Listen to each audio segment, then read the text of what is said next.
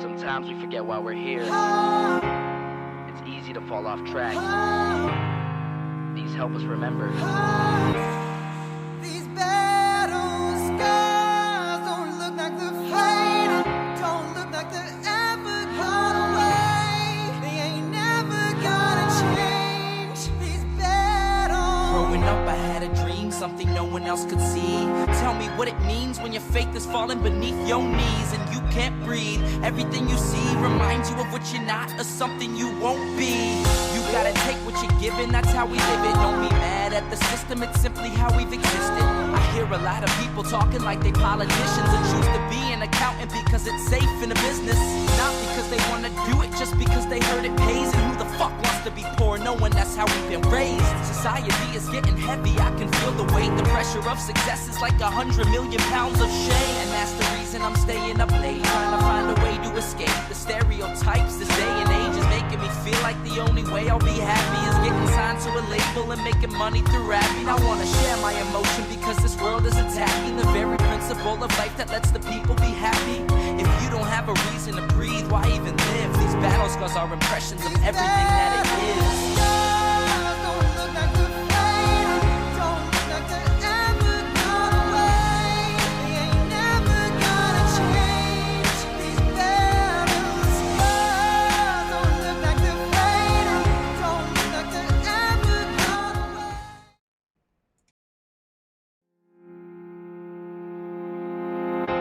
Sometimes we forget why we're here. It's easy to fall off track. These help us remember. These battle scars don't look like they're fading, don't look like they're ever gone away. They ain't never gonna change. These battles. Growing up, I had a dream, something no one else could see. Tell me what it means when your faith is falling beneath your knees and you can't breathe. Everything you see reminds you of what you're not or something you won't be. You gotta take what you're given, that's how we live it. Don't be mad at the system, it's simply how we've existed. I hear a lot of people talking like they politicians and choose to be an accountant because it's safe in a business. Not because they wanna do it, just because they heard it pays. And who the fuck wants to be poor knowing that's how we've been raised? Society is getting heavy, I can feel the weight. The pressure of success is like 100 million pounds of shame. And that's the reason I'm staying up late, I find a way to escape the stereotypes this day and age is making me feel like the only way I'll be happy is getting signed to a label and making money through rapping. I wanna share my emotion because this world is attacking the very principle of life that lets the people be happy. If you don't have a reason to breathe, why even live? These battle scars are impressions of everything that it is.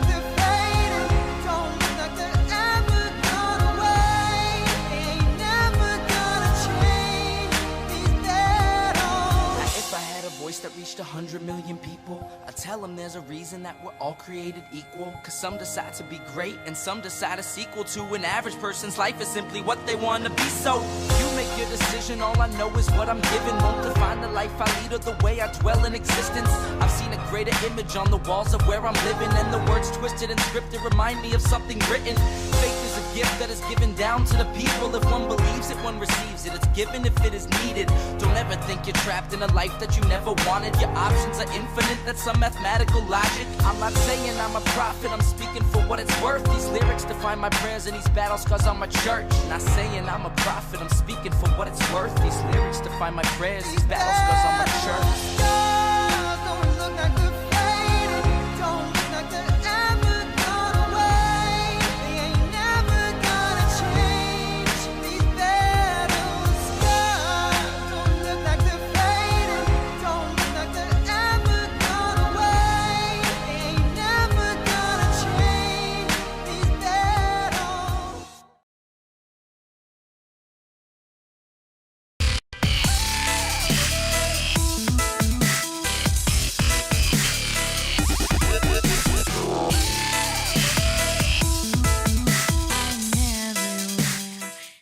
Okay, everyone, I've got to find my camera button here because I messed something up. Let's see. Here we go. Woo, that's awful close.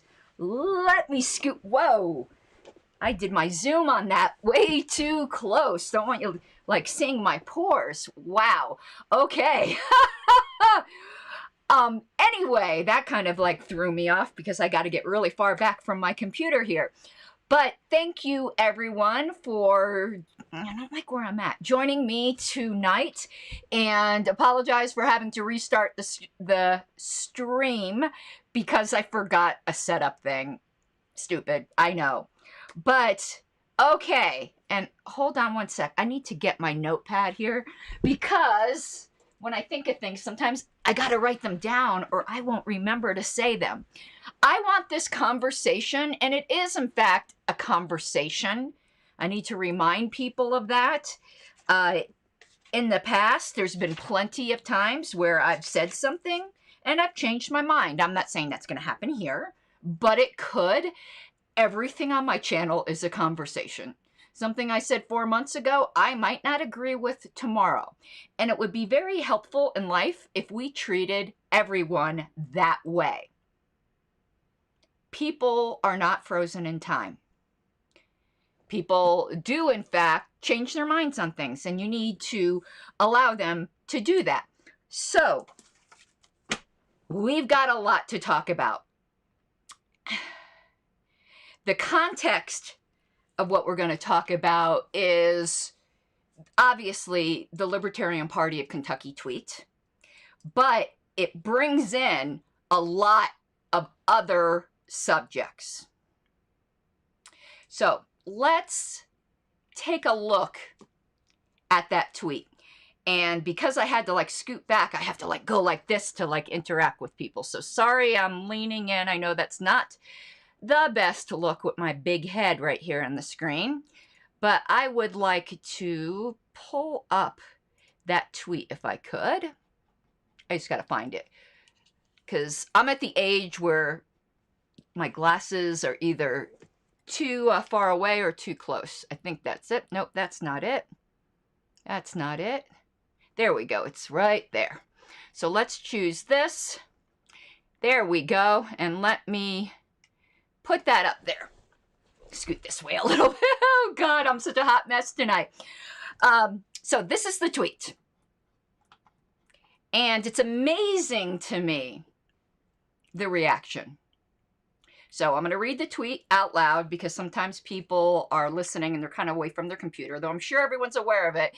10 years from now, if this video is still up, people will not be quite so, well, fuck, 10 years, 10 days from now, people won't care. There'll be a new 5-minute hate and a new atrocity. So the LP of Kentucky said, are the vaccine passports going to be yellow, shaped like a star, and sewn on our clothes? And much like when Kim Kardashian's ass broke the internet, this tweet apparently broke libertarian Twitter. But libertarian trended for a day. And people were upset about that because they said we were trending for all the wrong reasons. But let me tell you something. Anybody who says that doesn't understand Twitter. Because anything that trends on Twitter is for all the wrong reasons. That's the nature of Twitter. It's the pitchfork mob. And the more you get yourself lathered up and offended, the better. That is the purpose of Twitter. Now, was it, though, for all the wrong reasons? I don't believe so. But I want to give full disclosure here of how I found out about this tweet. I was just, doing whatever I'm doing. I think I was editing LPKY. And a friend of mine texted me. And it's like, have you seen the tweet? And they didn't send me a copy of the tweet. I don't think immediately. I did eventually see it, obviously. But they just described what it was. And my first reaction was, oof. Ugh. No, no, no. That was my first reaction. But I didn't see the tweet. Not saying it would have made a difference. I'm just trying to give you the full context. And it was 3 in the morning. And I'm really tired. Again, not that that would change. But I'm just giving you my first reaction at that time. Then I went and looked at it and thought about it rather than my first reaction. My first reaction came from imagining me making such a tweet. And let me be straightforward, I would never make such a tweet. That's just, it's not that bad, good, or indifferent, it's just not my style. The Libertarian Party of Kentucky probably wouldn't tell people to go fuck themselves with a barbed dildo either, and I said that. Go fuck yourself with a barbed dildo doesn't make me go oof. This makes me go oof, and not that one's right or wrong. It's difference of style. So, wanted to get that out there. Do I think this was, before we even get into the outrage and all of that, I want to step back. A lot of you might not know that I did social media training for a while. And in fact, I've done it even recently. The LP of Colorado had a misstep. I don't remember the exact Facebook post they made, but it made it sound like they were advocating going out and murdering cops. Not a good look. So, they asked me to come in and teach how to avoid this. So one of my first reactions also was looking at this as if I were brought in to train. And something I always say in my training is, there's a way to be controversial. And there's a way to do it that's kind of sly and kind of puts, instead of taking the controversy right on the chin, it kind of takes the controversy and puts it over here. And you still have the discussion, but you've blunted the punches to your face. And how would I do that if I wanted to make this post or similar to it with my little technique of putting the controversy to the side? Perhaps I would have said, are we going to have some kind of unique visible identifier to separate the vaccinated from the non-vaccinated? I think that's been tried before. Same thing, but, or here's even better, that same thing, and end it with this. You social media people, whenever you're getting into some territory that might be hot, end your post with this and you will blunt everything. What do you think? Question mark. That's all you have to do. You're acknowledging people will disagree, and you're inviting people into a conversation, which is different than just making a statement. Now, that's what I would have done. But hindsight's 20/20. I'm not going to say I've never made any regrettable posts, and I'm not saying this is a regrettable post. I'm just opening up to you guys here. Let me tell you some of my missteps. And this is one that I haven't only made. This comes up constantly on libertarian social media. There's a quote that says something to the effect of, you'll know who's really in power by finding out who you can't criticize. In isolation, that sounds like a great quote, doesn't it? Until you find out it was from an anti-Semite referring to the Jews. Then it's not quite such a great quote, is it? So I inadvertently, on the national Facebook page, posted that quote without knowing the history of it. That's pretty bad. Okay. I also, what's the other thing I did? Oh, well, this one wasn't bad. It was just an oopsie. It used to be with Facebook that you could easily accidentally post something on your brand page when you meant to do it on your personal page. It would happen all of the time. The way they're set up now, that can't happen. But I was trying to share on my personal page a joke meme from the Libertarian Party Nihilist Caucus that said something about,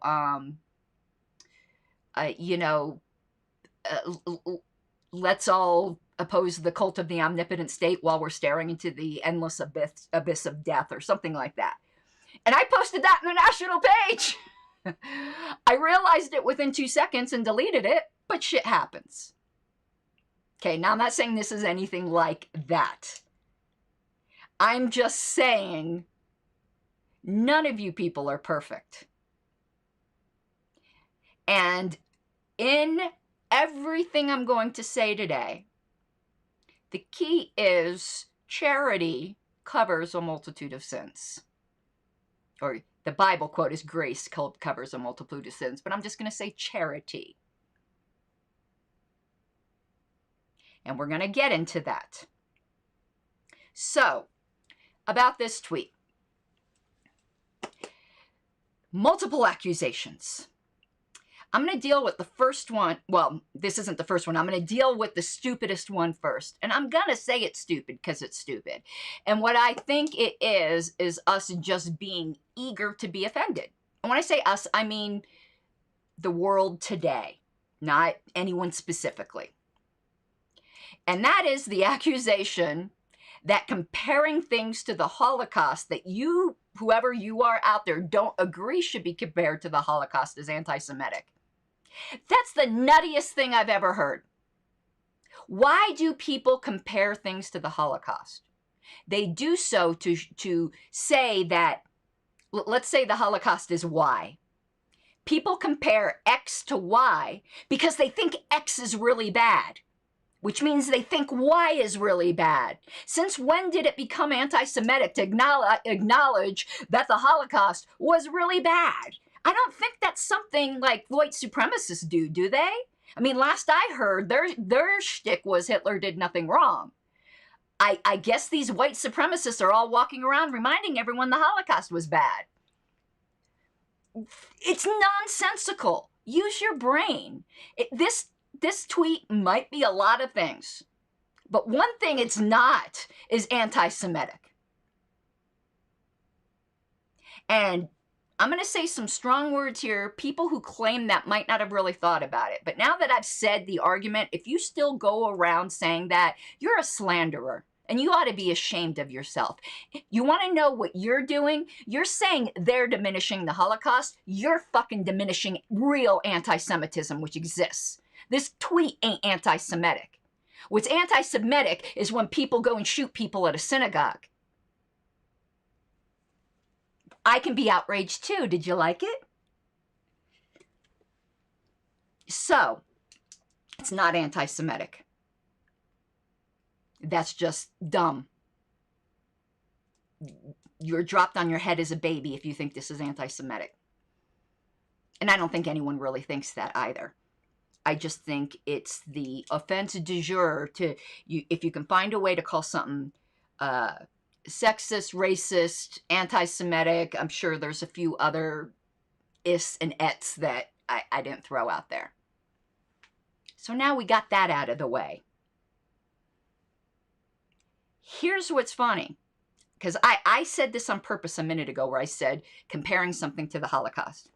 This tweet is not comparing anything to the Holocaust. That's what's funny. If you mean by the Holocaust, millions of Jewish people, and not just Jewish people, gypsies, gay people, all kinds of non-Aryans being killed. This tweet does not do that. It's comparing, making people have some kind of identifier that is visible to having a card you need to show, which is visible, in order to be either denied or granted access to polite society. That analogy is on point.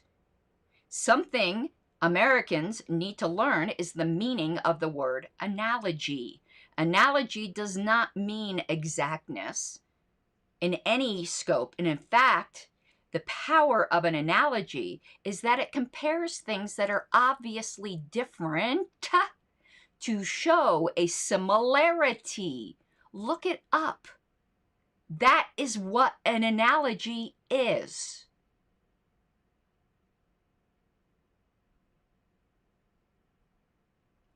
And I will be dealing with comments. I want to get the monologue portion over with. I do want this to be interactive. And if anyone feels very passionately and wants to argue with me and can get online, I'll bring you on. Because I believe in a conversation. Not if you're going to be abusive, but if you want to have a conversation. Because I've had some people be abusive and I'm not interested in that.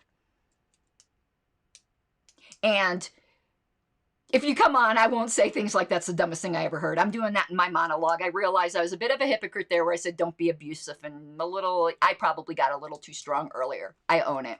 Okay. I find anyone being called anti-Semitic when they're not so gross. Because there is real anti-Semitism. But let's get back to what I was saying.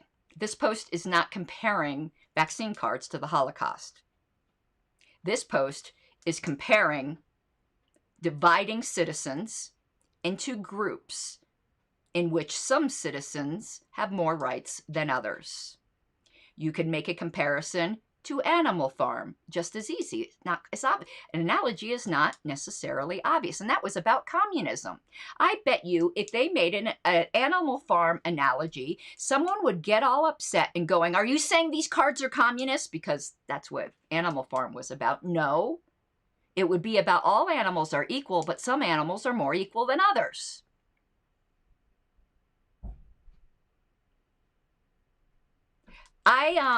I fear for people's ability to read classic literature, if not claiming this goes on the line of classic literature, but the inability to be nuanced and to parse things out.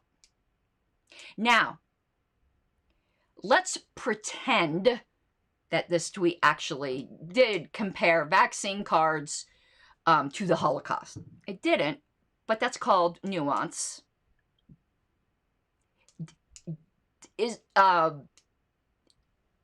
Would that be completely wrong? No. Here's what gets me going. The Holocaust has become like this subject where you're not allowed to invoke it. Ever. That's really convenient for the next Hitler, isn't it? When you can never say, looks like it's going down the wrong direction, and people freak out and go, how dare you? Wow, how very convenient for the next fascist dictator. When everyone silences your critics by saying, no, you can't compare it to that. And I know that some people think, well, it's the property of Jewish people to be able to make those comments. Why? Jewish people were not the only people killed in the Holocaust. As I said, gypsies, which I know isn't the politically correct term right now. I'm using the term that the Nazis used. You know, the Romani people, gay people. There were whole groups. So why does it only belong to one? But also the fact is, you want to know who the Holocaust belongs to? All of us.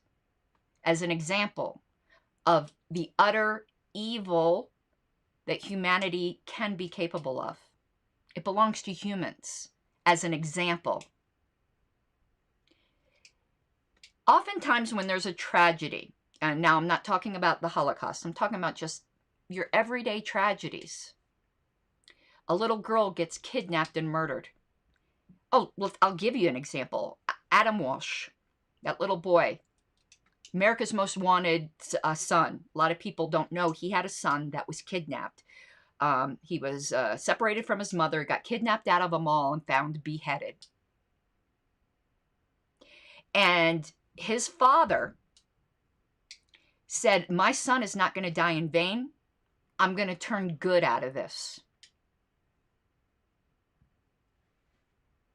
If we can never examine, compare, warn about the various paths that lead to human atrocity, those people died in vain. You might not agree with me, but all I'm asking you is to grant that I've just made some reasonable points. And perhaps if we can show a little more charity to people, instead of just deciding it's time to bring out the pitchfork brigade. That's not the way human beings treat each other. And the funny thing is, the human beings that are treating each other this way are acting like they're better. No, you're not. It's the emperor has no clothes. Be slow to judge. Because don't we have all of these examples today? And I had an example with a former friend of mine, I'm going to say. When I say former friend, it doesn't mean if in person we wouldn't be friendly, but I mean a Facebook friend. I'm not going to name names because I'm still very fond of this person, who claimed they had no past that I could ever dig up on them. Really, I go, must be nice to be like Jesus. I have a past. Didn't we see this with that lady from Teen Vogue? That one lady got all upset because when a teenager, this other lady who was getting hired to be the editor, had said something negative about Asian people. And then it turns out her accuser had used the N-word. Which of you is without sin? Cast the first stone. Seems to me a very wise man said that. And we're going to get into this in a minute. So, is there any kind of valid comparison between having some kind of identifiable symbol sewn on your clothes to the vaccine passports? I do think there is. And I think it's very reasonable. And I think those of you who cannot see any comparison do not understand, and you underestimate the evil of the state. It's a caste system. Oh my Lord, are you going to be offended at me now for comparing something to a real tragedy that's happening in India? But it is. It's analogous to a caste system. Obviously, the glaring difference is it's not ethnically based. But does that make it any, it's less evil on that grounds. But that isn't the point that's being made. The point is being made in some that humanity shouldn't be divided. It's actually making a more cosmopolitan point. You might not agree with the point, but you are not being charitable or reasonable if you don't understand the point that's being made and said, okay, I see how some people can see it that way. And what's worse about this is I know there was some bad press. I'm going to give you, I don't want to shock you, so please sit down. Shh. The press isn't terribly fond of libertarians. I know. Shocking. Please, if you have a heart condition, come back in like a minute, because I'm going to say a few more shocking things. Coming close. The press thrives on shit stirring. Shocking? I know. I'm sorry. I hope your kids weren't in the room to hear that. I'm sorry. Probably should have given a trigger warning. Of course, the press is going to hop on something and run with it like that if it's something that is, sexy offensive. That's what the press does. Saying, "Oh, the Libertarian Party of Kentucky made such a lovely tweet. They said everyone should love their mothers." That's not going to make news. Have you not figured out yet we're the opposition to the narrative? Have you not figured that out yet? Have you not figured out that the mainstream is not going to like us most of the time? And if you think if we just say things the right way, they're going to love us, I am so sorry, but if you think that, all I can say is my sweet summer child.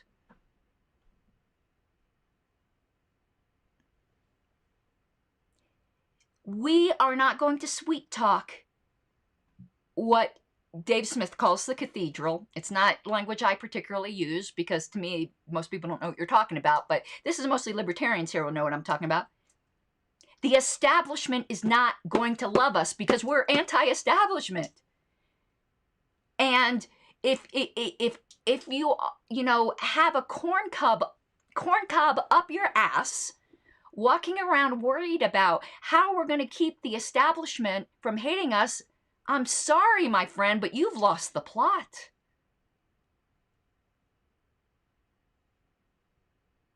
But you want to know who will not like us? They'll just feel indifferent about us. If we do not get in people's faces and say loud, proud what is going on, the libertarians out there that don't know about us yet, the people that are out there just dying to hear somebody say an actually libertarian thing, that's who won't like us, and that's who we need. If you are going to whore after mainstream acceptance, you're going to have a very bad time in this party.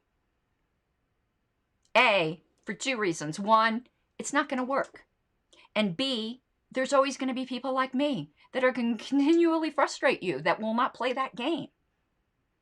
And kicking against the goads is only going to leave you with a sore foot. That's not what we're a radical revolutionary movement. And if you don't come to terms with that, now, I'm going to be a bit charitable here. Do I understand how some people might think this is impolite or lowbrow, maybe? Yeah, I get it. I totally get it. I can see. My first reaction, remember, was oof. But it wasn't, oof, grab the pitchforks. I had posted on my Facebook page something to the extent of, let's stop trying to make everyone else in our own image and follow the maxim, you do you, boo-boo. There are some people who will never listen to me because I have pink hair. Whether I think that's shallow or not, it is what it is. It doesn't matter. There are some people who will listen to me or give me a chance because I have pink hair. Who's right? Neither is. This tweet here reached people. It reached the people who are reached by this kind of thing that wouldn't be reached by a different method. And the fact is, we need all different kinds of people and methods. The people I can't reach, you might be able to reach. That doesn't make me wrong. Also doesn't make me right. It just makes me different. We need to allow this difference. And the press has already forgotten about this. You want to know who will keep it alive for the next 10 years? Libertarians. What the actual hell? Do you want to know who remembers Naked Dancing Man? Libertarians. Joe Normie doesn't.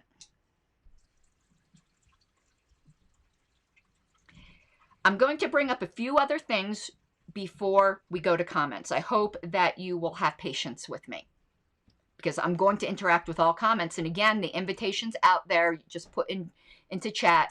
I'm seeing all your comments from both Facebook and YouTube. If you are the opposition and want to talk with me, I believe in dialogue. But my title was Wokism, Hypocrisy, and the Kentucky Tweet. So we dealt mostly with the Kentucky Tweet. Wokism. Listen, I have quite a bit of SJW in me. I think perhaps that came out when my first reaction was oof. I do. I very much, and I think it's actually, I think it's a feature, and I say a feature, not a bug, of autistic people. Most people do not know that autistic people have a very keen, perhaps overactive sense of justice. Like unfairness just needles us. So I'm very sympathetic to like the woke perspective. But it's gone out of control because I'm also very sympathetic because I have a sense of justice to being fair and not impute. I believe in assuming good motives until bad motives are proven. I prefer to think the best of everybody. And it shocks me when people don't do that. So, as an example, I lost a couple friends off my friends list. One of them was just an acquaintance, and another one's a friend. Like an actual friend that I know personally. Because I bring up this tweet, and what do? They come to my post and goes, what about Hotep Jesus? What the fuck does that have to do with this? Why are you needling me about Hotep Jesus?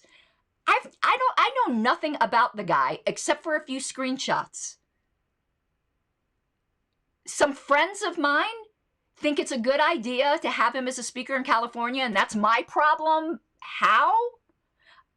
What, you expect me not to be friends with someone who does that? Is that it? Do I have to walk around paying continual obeisance?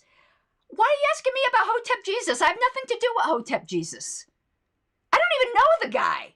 I couldn't take him out of a lineup. I didn't listen to the Dave Smith interview because I had no interest in it. So, but I'm talking about this tweet, and you come on my thing asking me about Hotep Jesus? This is wokism gone crazy. Because you want me to pay the homage you have to pay. And then when I said, I've never thought it was a good idea to ask this guy to be a speaker at a libertarian event, the acquaintance dared to ask me, can you prove you said that before? Who the hell do you think you are? I don't have to prove shit to you. That's been my opinion. You don't believe me? Get bent. I don't care. Because none of this has anything to do with me. And yes, it has always been my opinion that unless he has publicly distanced himself from the anti-Semitic comments he made, he should not be a speaker at a libertarian event. But, and there is a but, I understand, though I don't agree with the reasoning of those who disagree with me. And I don't have to think they're Satan incarnate. I understand their point. I respectfully disagree. It was the same thing with Maj. I agreed with the decision to remove Maj as a keynote speaker. A lot of my friends disagree with me. So, but you come on my post and ask me about fucking Hotep Jesus. I have nothing to do with that guy. It's just you playing virtue signaling for no reason to somebody who has nothing to do with it. What? Because I'm friends with some people in the Mises Caucus? I'm not even a member of the Mises Caucus, for one thing. I'm not a member of any caucus. I don't need to answer for all their decisions. I don't agree with all their decisions. You want to know one reason I respect most of the guys over there? Because they let me go over there and criticize them. Michael Heiss and half the people, the regulars there would tell you, I've criticized them a lot. I told them they had Sarwark derangement syndrome at one point because that's all they talked about for a while. And you think, I've criticized a lot, and I respect them because I haven't gotten thrown out for that, and I've had actual discussions. But Hotep Jesus ain't my thing. I don't agree with it, and I don't have to answer for it. And I had to remove people, friends, because they just wouldn't shut up about it when I have nothing to do with it. Yeah, it's frustrating to me when I'm trying to have a discussion about this, and you come in and ask me about Hotep Jesus. You might as well be asking me, as I said, about some racist janitor from your middle school. And I'd be like, I have as much to do with that person as I do with Hotep Jesus. So that's the wokeism's gone amok in this party. It's nuts.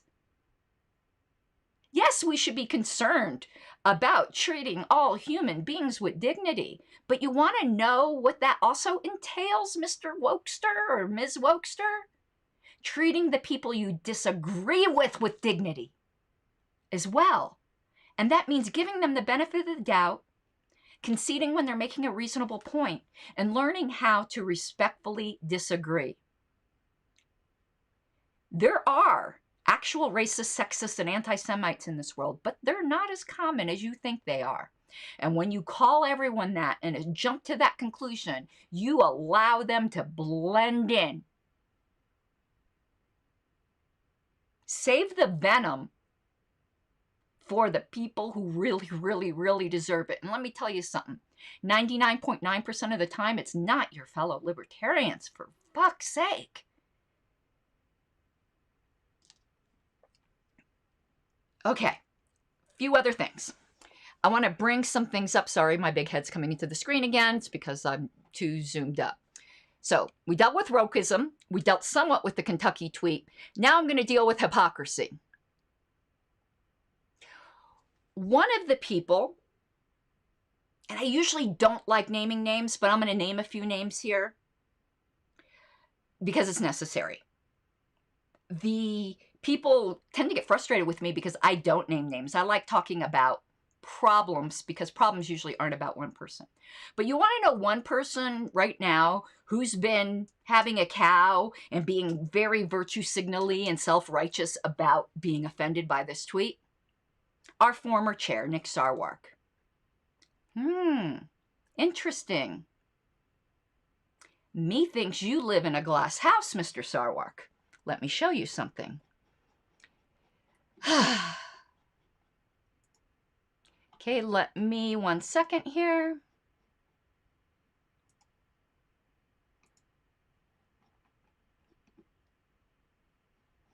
Ooh, I lost that page. Where'd it go?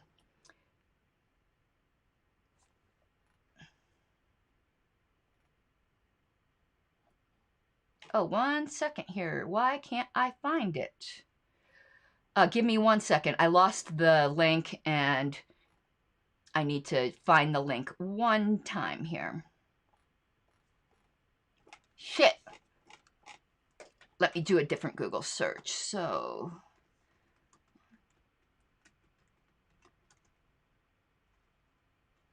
okay, 1 sec. Oh my God, I'm such a dick. I can't. Okay, here we go.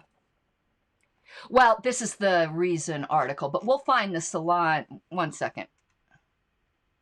Let me just bring this up and I'll find the Salon article, but we'll pull up the Reason article. Give me 1 sec. Look at this. Let me hide this Kentucky tweet. Seems that dear Mr. Sarwark got in a bit of hot water himself for comparing the Libertarian Party struggles with Jim Crow, with the oppression of black people.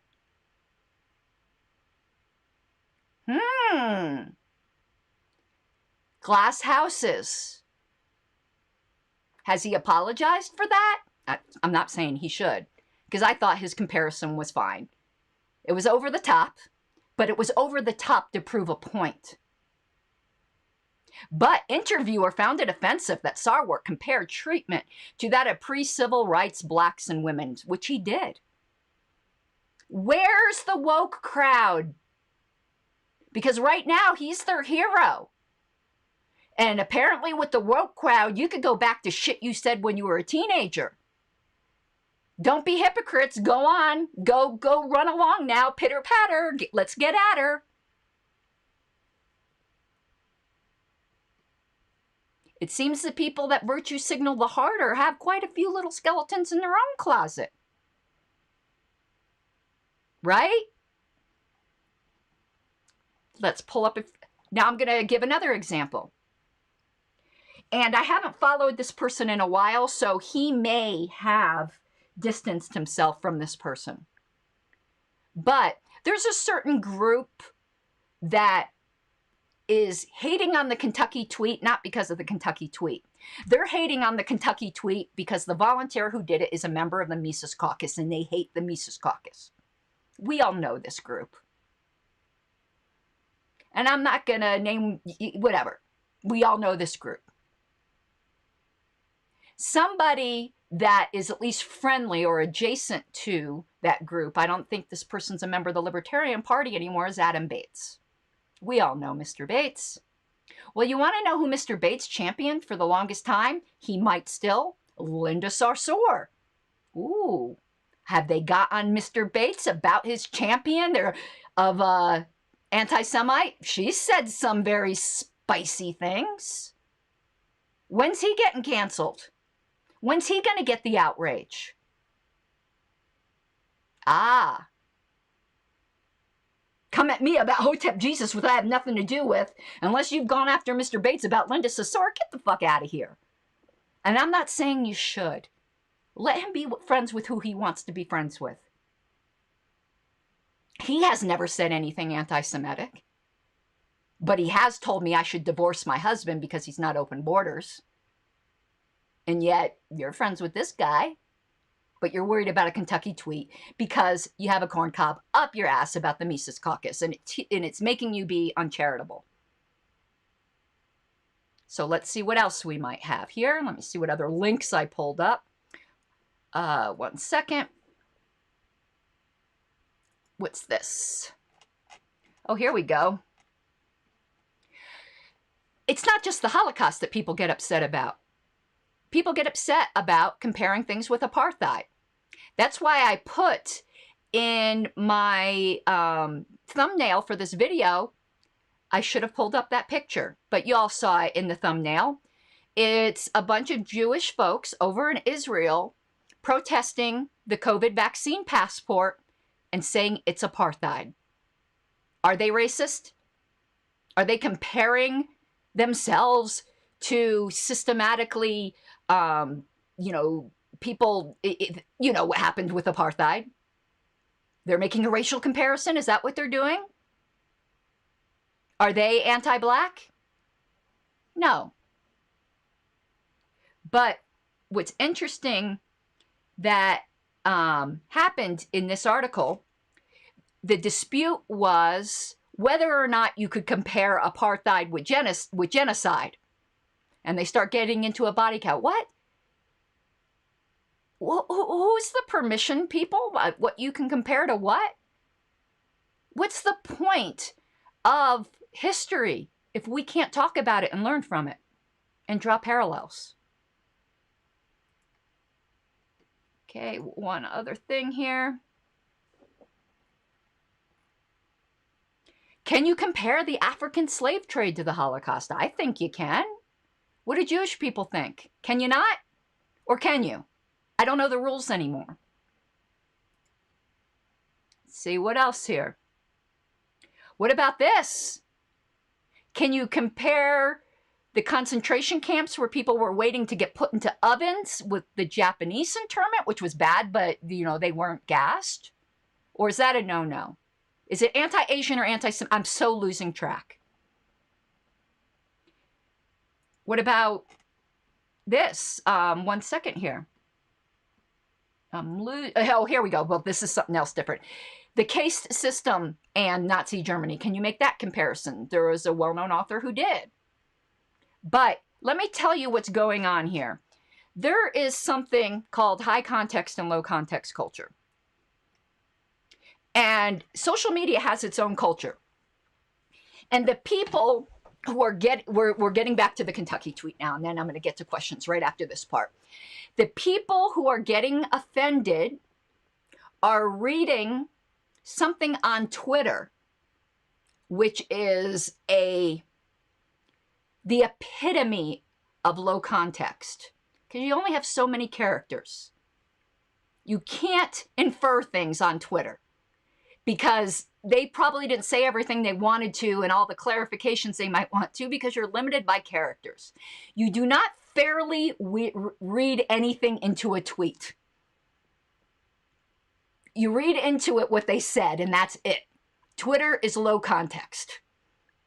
But the people who are getting offended are reading the tweet in a high context. What do I mean?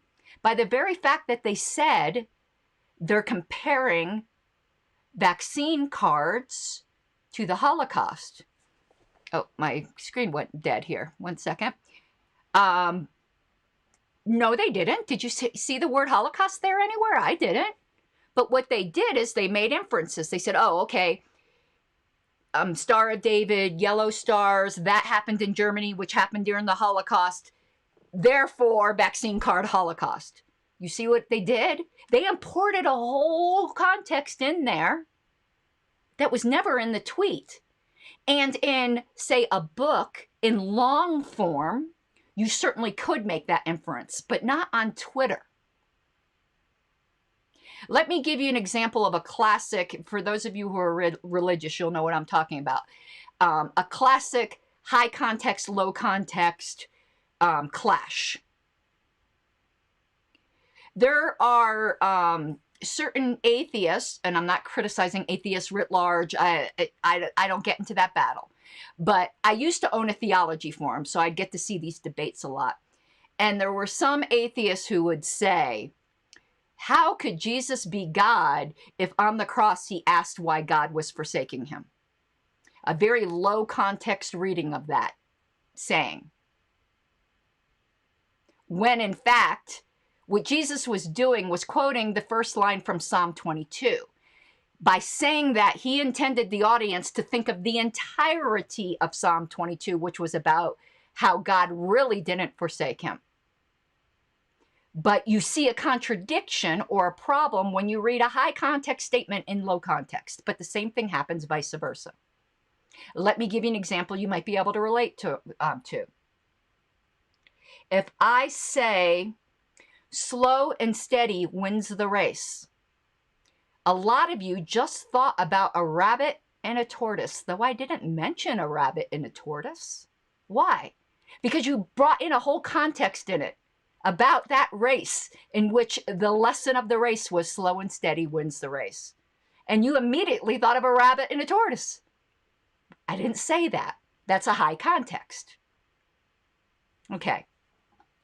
So I hope I've proven a bit of the point here. And now let's talk to people. But let me, how do I, 1 second. I got to turn off this screen. One sec here. Burr, burr, burr, burr, burr. Okay, let me put my camera back on. Here we go. Okay, so I'm going to see if I can pull this laptop more towards me so I can see the comments easier. All righty, let's go up here to the very top.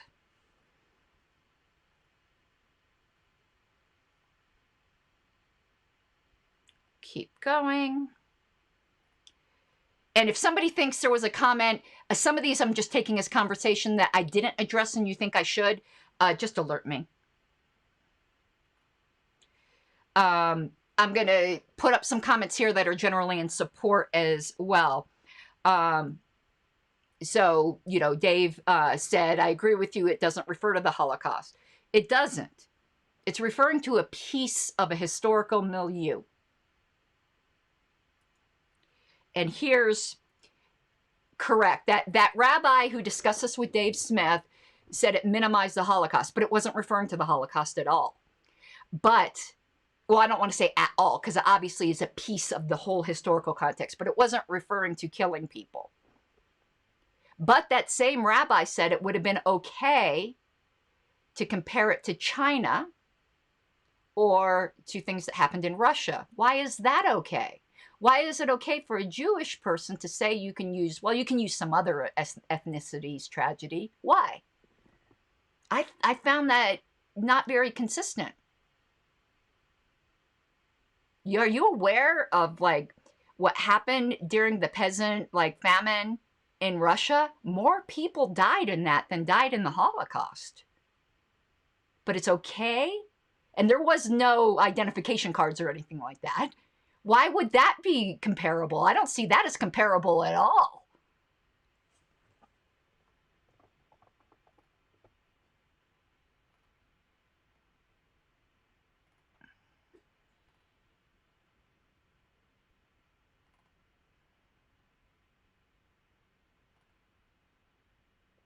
Let me continue. Let's see here. Oh, this is a great one. People can take a cursory glance at our party platform and get all the... Exactly. I actually have something to show you guys. Dave, it's going to take me a second to pull this up, but yeah. Oh shit, I closed my comments.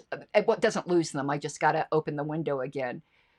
Comments. Great. Let me pull something up here.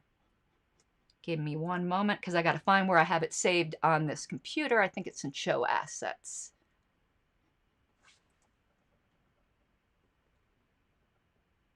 Okay, right here. Let me pull it up. Sorry, I'm like, because I can't see. Look what happened to, why isn't it? Look at this. This is an ad in an Alaska newspaper smearing one of our candidates because, look, fact. Libertarians want the sale and use of all drugs legalized. Yeah, that is a fact. But look at what they extrapolate about it. We're going to be having, what, heroin machines in kindergarten? The press and others who aren't libertarians, they're going to find stuff. And that wasn't the only ad they ran. Let me give you another one. I laughed because I was like, I don't know. Let me find another ad here.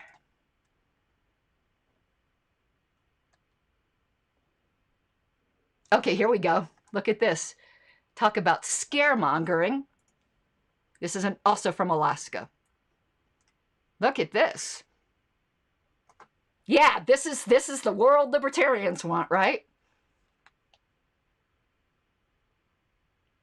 They just got that out of our platform. You don't think people do that all the time?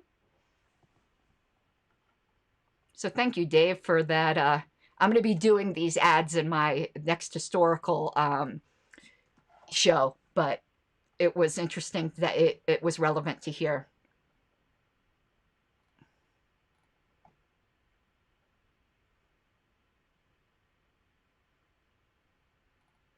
Yeah, here we go. Dave, you're just full of good points. I almost said full of it, but I didn't mean it that way. Yeah. You know what happened? Listen, you say end the drug war. You want to know what you're going to get?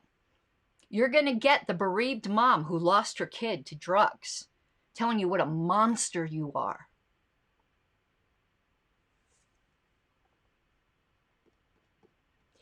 Unfortunately, the freedom message today is tone deaf. Because what people hear is you hate poor and old people, right? Aren't we? Don't we know this?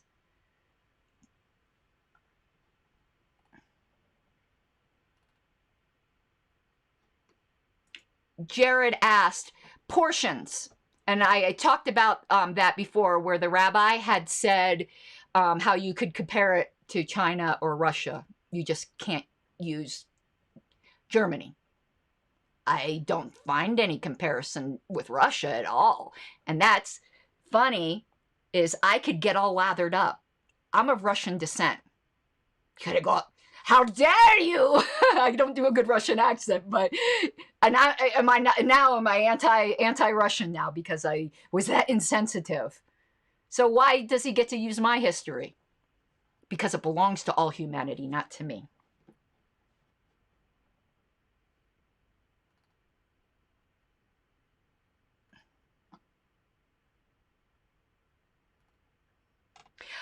Look, I hope Graham was kidding, but this shows how you could be uncharitable. So I hope he was kidding, but if he wasn't, because I used the line, pick him out of a lineup, and it happened to be a black man, you don't know that I say that all the time about everybody. Whenever I say I don't know somebody, I say I couldn't even pick him out of a lineup. That's just an expression I use.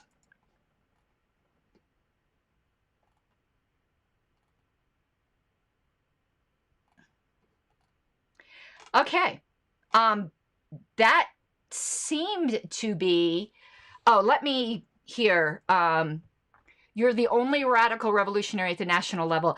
I'm the most outspoken, maybe, or the most visible, but that's not true. I do want to give some props to John Phillips, Aaron Adams, Stephen Nikala. God, I'm probably forgetting. Listen, I'm not the only one. So, but I'm probably the most vocal and most visible. I'll give you that. But I'm not the only one. But obviously, the people who agree with me aren't in the majority.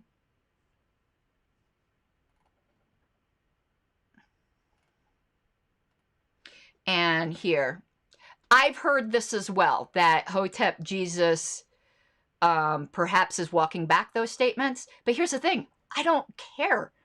I have nothing to do with the guy. I've got enough to worry about with people that I have something to do with. It's not my shtick. So that's great, and I hope he does. But I don't. Rather than use the lineup thing, I don't know him from Adam.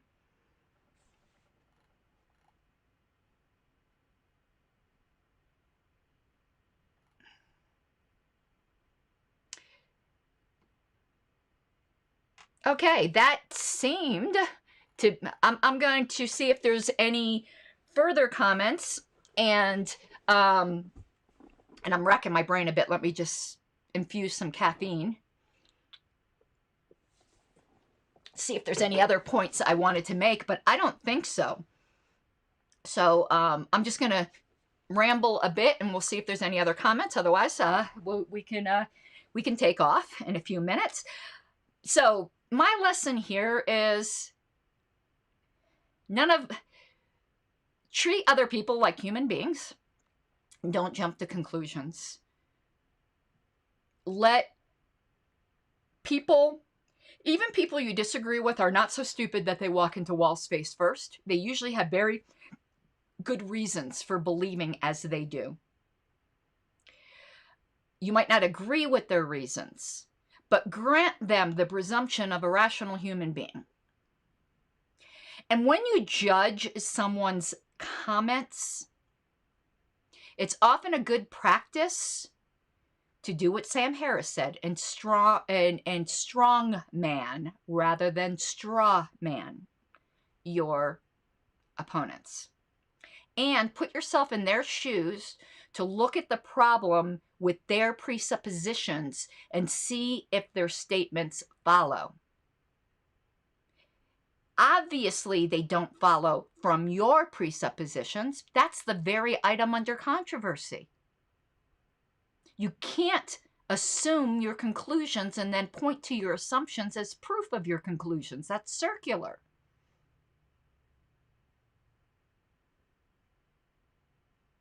So, please, can we not? Can we start elevating the discourse? And what I mean by that is not saying offensive things. What I mean by that is making it more intelligent and nuanced. Now, I know some people don't think you should ever get offensive. And okay, if that's not your cup of tea, who am I to judge you? I definitely am not the one to reach you. But just because that's not your thing, how entitled do you have to be to make you think that everyone thinks that way or that everyone should have to behave that way? Like, I have someone who a libertarian who got really, really upset because of what I said on Twitter, where I said, if you think that people should have to have a vaccine passport simply to live a normal life, you can go fuck yourself with a barbed dildo. And they just got so offended by that. Really? Okay, that's fine. Which is why I did the sarcastic, what should I say? Dear sir, kindly insert that statement into your posterior with, an item that has, what I could say that. Here's the thing. I'm genuinely outraged about tyranny. And I'm going to react that way. Saying that somebody needs to have something injected in their body just to have basic rights as a human being is not the beginning of a polite conversation. It's the beginning of me telling you to shovel that shit right out of here. And I make no apologies for that. None. I don't politely argue about whether people can live. And libertarians of all people should understand that, because we sometimes say the same thing when it comes to things like trans rights. Are they supposed to politely argue with people who are denying their right to exist? No. I think the discussions need to be had and not censored, because then it just goes to the dark underbelly. But I don't expect them to be, yes, sir. Oh, yes, please. Thank you, ma'am. May I have another one, to somebody who is, doing that? No. And I am not going to have a fucking polite conversation about whether you're going to jab a needle on my arm for me to go to the store. I'm not going to be polite about it. Not. No. No, no, no, no, no. I'm not going to be polite about people wanting to take away our right to self-defense. I'm not going to be polite about a lot of things that come down to my rights. And how dare you tell me the way I have to defend my rights? You do you, boo-boo. I really think that needs to be the new slogan of the Libertarian Party. So much could be resolved by that. I'm not you, you're not me. I'm not the volunteer from the Libertarian Party of Kentucky. We're all different. And the circular firing squad's got to end, folks. We don't need the state to come after us. We come after each other. I've often joked, but jokes sometimes are funny because of the element of truth in it, where I'd said I became a libertarian without talking to any libertarians. I just read the platform. And I said, in fact, I didn't meet any libertarians for a good 3 months. And then I say, good thing, because I probably wouldn't be a libertarian if I did.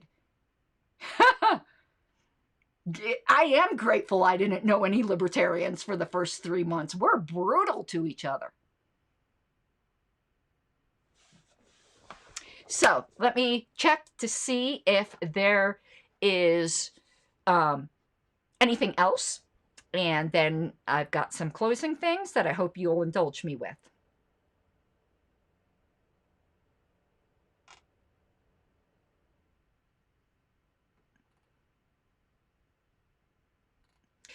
Okay, yep, that is it. I hope you guys will just stick with me for 1 minute, because I got my little closing thing here, if I can find. Oh my God. I am so blind. What did I do? Is this it? Nope, that's not it. Well, you know what? I will just verbally do it, because I don't like wasting y'all's time with trying to find an image. My lack of preparedness is not an emergency on your part. So this is a bit on a more personal note. Some of you guys have if you follow my social media, I said that I've been struggling a lot with depression. I go through that. It's just a fact of my life. And you just got to push through it. And I appreciate all of the well wishes. Some of it is a bit situational. There's a lot of crap going on with my job right now. And, when, you're worried about all that kind of stuff, it can just really, really bring you down. So that's a lot of what's going on with me. I thank you all for your well wishes. But on the upside, I've been very, very cheered, because I've been getting a lot of support for this kind of work. So I'm going to give you my pitch. If you can, you can. If you like the voice that I bring, if you want me to do more of getting the word out and you want to encourage me, please, if you can, and if you can't, I get it, become a patron of my show. It helps me spend more time doing this rather than a job that's making me miserable. But obviously, my mental health isn't your responsibility, but you do encourage me.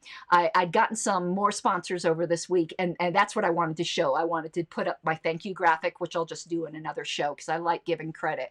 But if you can, Pink Flame of Liberty, which is at patreon.com/Pink Flame of Liberty. You would touch my heart and encourage me to keep fighting the good fight if you think I am fighting the good fight. I would appreciate your support.